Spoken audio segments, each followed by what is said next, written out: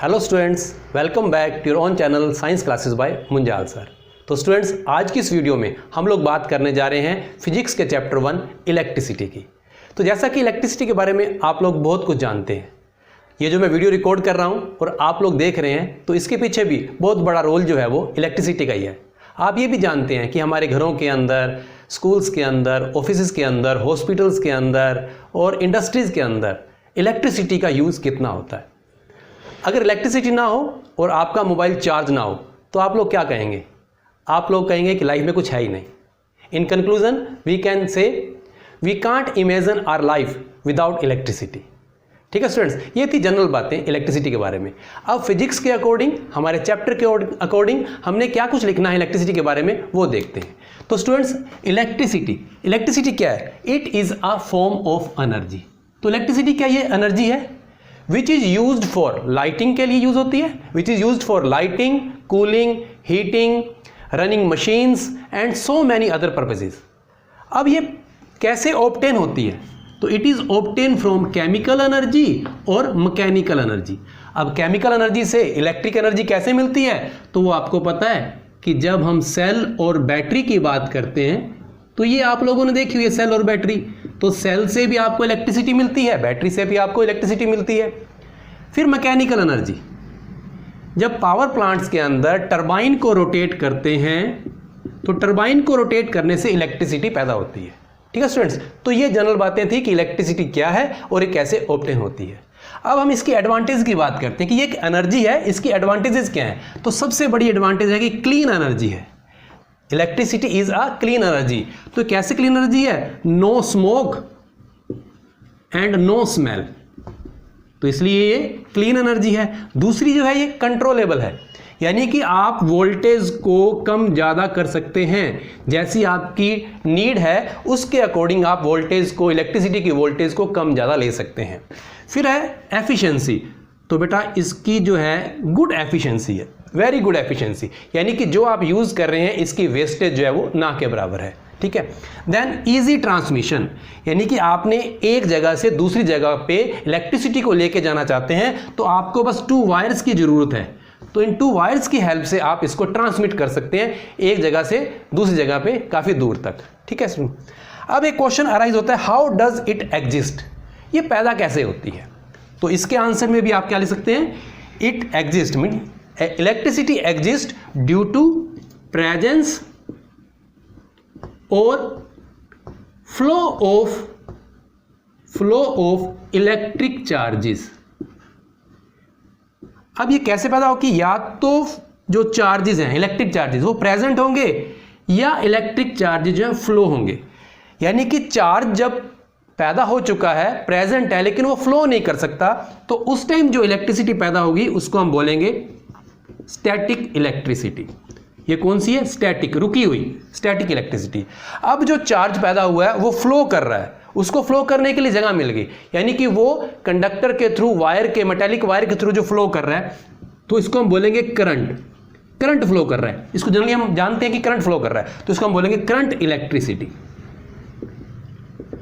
तो बेटा ये जो आपने स्टैटिक इलेक्ट्रिसिटी है, ये छोटी क्लासेस में आपने एक्सपेरिमेंट या वैसे भी घर पे आपने एक्सपेरिमेंट करके देखे होंगे कि आप एक कॉम्ब या कोई स्केल लेते हैं, प्लास्टिक स्केल, उसको आपने ड्राई हेयर से रब करते हैं, फिर बिट्स ऑफ पेपर के पास लेके जाते हैं, तो ये क्या करता है? उसको अट्रैक्ट कर लेता है। तो ये कौन सी इलेक्ट्रिक है? ये स्टैटिक इलेक्ट्रिसिटी। ठीक है। देन करंट इलेक्ट्रिसिटी, तो घरों के अंदर जो आप इन्वर्टर बैटरी से आप ले रहे हैं या पोल से जो आपकी इलेक्ट्रिसिटी घरों के अंदर आ रही है, जो मेन आप यूज़ कर रहे हैं, तो उसको बोलते हैं करंट इलेक्ट्रिसिटी।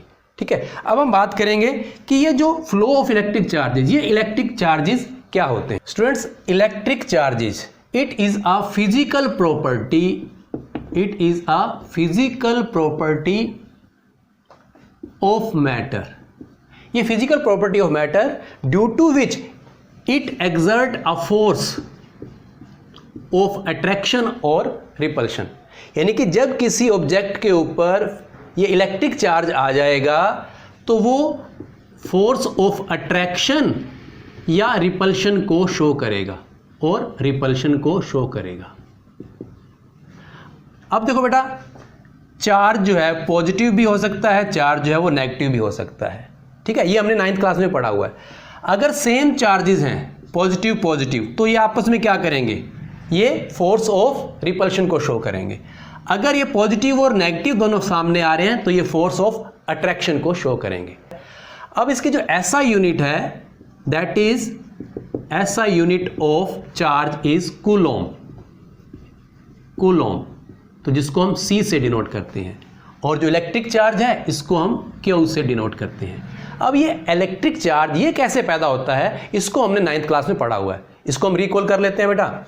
देखो आपने एटॉमिक स्ट्रक्चर को पढ़ा था, उसके अंदर ये सेंटर के अंदर एक स्ट्रक्चर पड़ी थी न्यूक्लियस, और इसके अराउंड जो है वो डिफरेंट वैलेंस शेल होते हैं जिसके अंदर इलेक्ट्रॉन जो है वो रिवॉल्व करते हैं। अब न्यूक्लियस जो है यहाँ पे प्रोटॉन और न्यूट्रॉन, तो इलेक्ट्रॉन्स के ऊपर नेगेटिव चार्ज होता है, प्रोटॉन के ऊपर पॉजिटिव चार्ज होता है, और ये न्यूट्रॉन जो है वो न्यूट्रल होते हैं। ठीक है, अब ये क्या होता है कि चार्ज कब पैदा होता है, ये हमने पढ़ा था कि अगर इलेक्ट्रॉन्स का ट्रांसफर हो जाए, ट्रांसफर मीन्स कि या तो ये इसको डोनेट कर दें, लूज कर दें, या इसको गेन कर लें। तो आपको पता है कि अगर तो इलेक्ट्रॉन्स को लूज किया जाए तो उस एटम के ऊपर आ जाता है पॉजिटिव चार्ज।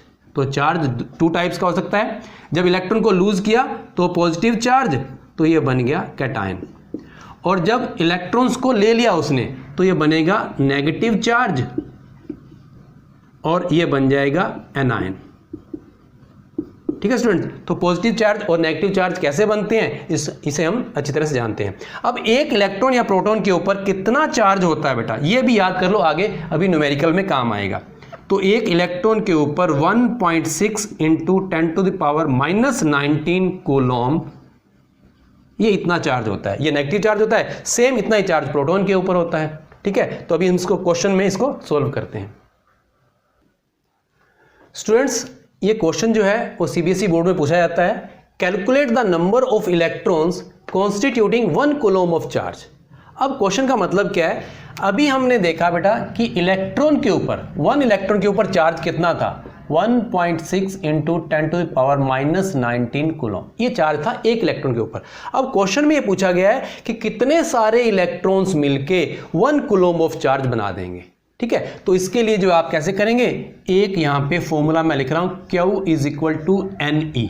अब यहां पे Q क्या है, अमाउंट ऑफ चार्ज, N क्या है, नंबर ऑफ इलेक्ट्रॉन्स, E क्या है, चार्ज ऑन 1 इलेक्ट्रॉन, एक इलेक्ट्रॉन के ऊपर चार्ज कितना है। ठीक है स्टूडेंट्स, अब हमने फाइंड क्या करना है, नंबर ऑफ इलेक्ट्रॉन फाइंड करना है। तो हम यहां पे फॉर्मूले को रीअरेंज कर रहे हैं, N = Q/E।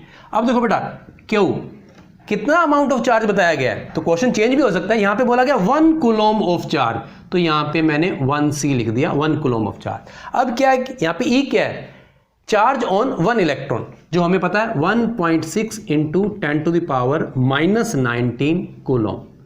तो इसको जब आप सोल्व करोगे तो इसको सोल्व करने पे आप 1/1/6 इंटू 10⁻⁻19, तो ये 6.25 इंटू 10⁻18 इलेक्ट्रॉन्स, यानी कि इतने सारे इलेक्ट्रॉन्स मिलके जो है 1 कूलॉम ऑफ चार्ज बनाते हैं। ठीक है स्टूडेंट, मतलब एक इलेक्ट्रॉन के ऊपर जो चार्ज होता है वो बहुत छोटा सा होता है। तो स्टूडेंट्स, आगे इस चैप्टर में जो हमने पढ़ना है वो electric potential and potential difference को पढ़ना है, इलेक्ट्रिक करंट को पढ़ना है, देन इलेक्ट्रिक सर्किट को पढ़ेंगे, फिर Ohm's law, electric power, electric energy, heating effect of electric current, यानी कि इतने सारे टॉपिक्स को हमने पढ़ना है। तो नेक्स्ट वीडियो में हम देखेंगे कि जो इलेक्ट्रिसिटी है वो किस तरह से इलेक्ट्रिक सर्किट में फ्लो करती है और उसके फ्लो को कौन कंट्रोल करता है।